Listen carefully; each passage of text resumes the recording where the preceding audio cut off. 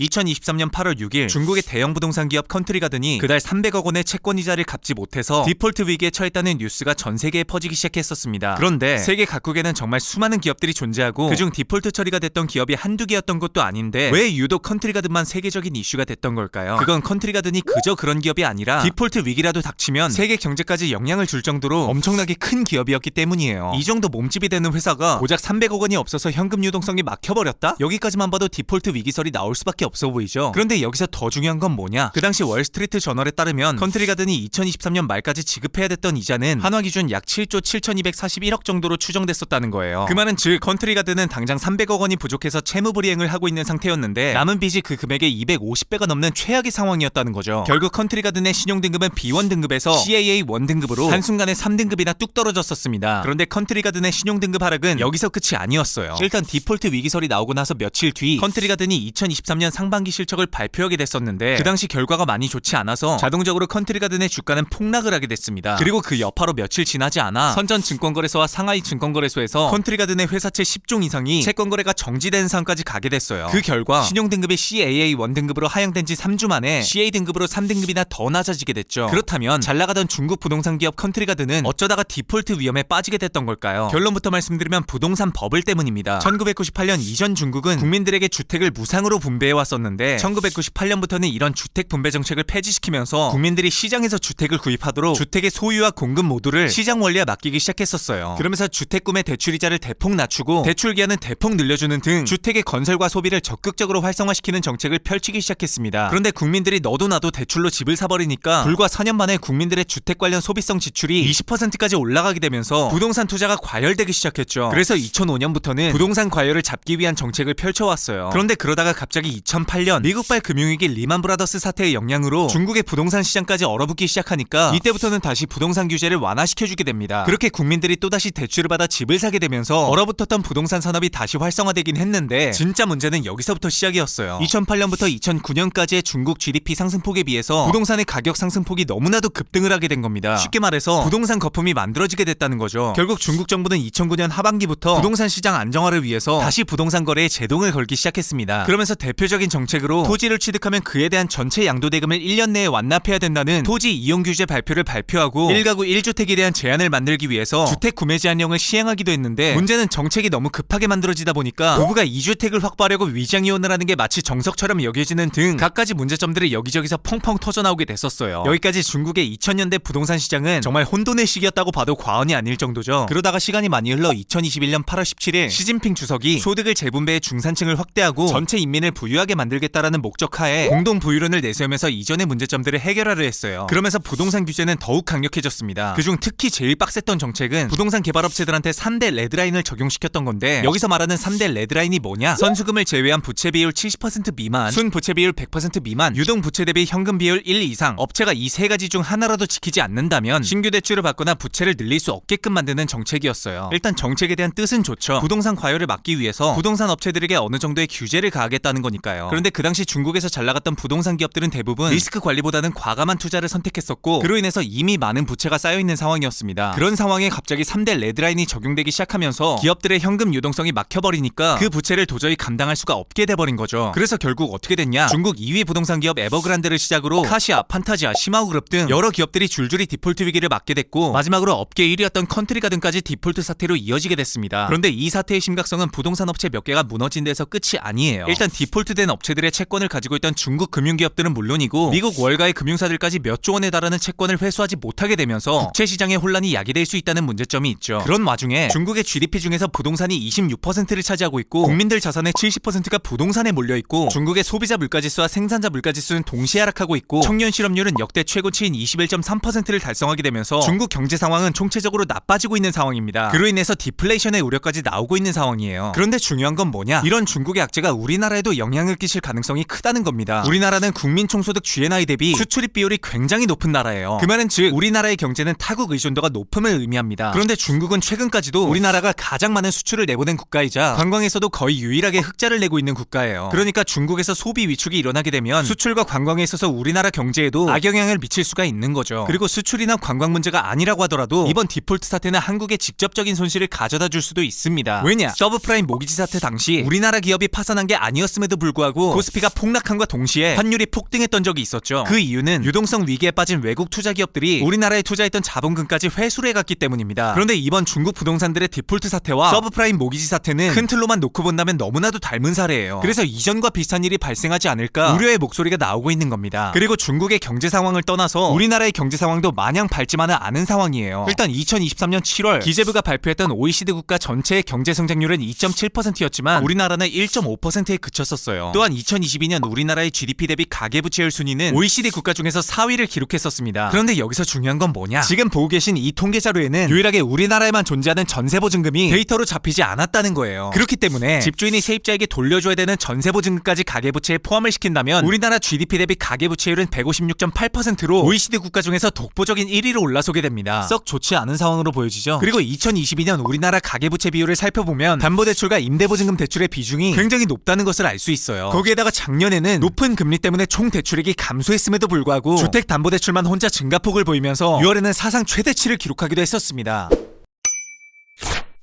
중국 대형 부동산 개발업체들의 연이은 디폴트, 그에 따른 세계적인 국채시장의 혼란, 그리고 우리나라 GDP 대비 가계부채율의 증가, 이 세 가지가 맞물려 우리나라 경제에 어떤 결과가 초래될 것인지는 그 누구도 예견할 수가 없을 겁니다. 그런데 중요한 건 뭐냐? 경기가 침체될수록, 그리고 우리가 돈에 대한 갈망이 짙어질수록 언제나 그랬듯이 부동산, 주식, 코인, 재테크 등의 성공 포르노파는 커진다는 겁니다. 경기가 좋은 상황보다 좋지 않은 상황에서 신흥부자들이 나온다는 말은 틀린 말이 아니지만 그 과도기의 바람을 타고 신흥부자가 되는 사람들은 철저하게 미리 대비하고 전략적으로 움직이는 사람들이지 단순 성공파리들의 말만 듣고 움직이는 사람들이 아니에요. 그러니까 이번 중국 부동산 업체들의 디폴트 여파로 혹은 그 어떤 이유에서라도 심각한 경기 침체 상황이 왔을 때 미리 그에 대한 전략이 서 있지 않은 분들이라면 공격적인 투자를 종용하는 사람들의 말을 믿기보다는 현금 유동성을 확보하는 데 집중하는 게 좋지 않을까 싶습니다. 오늘 영상은 여기까지고요. 저는 호갱구주대의 김개발이었습니다.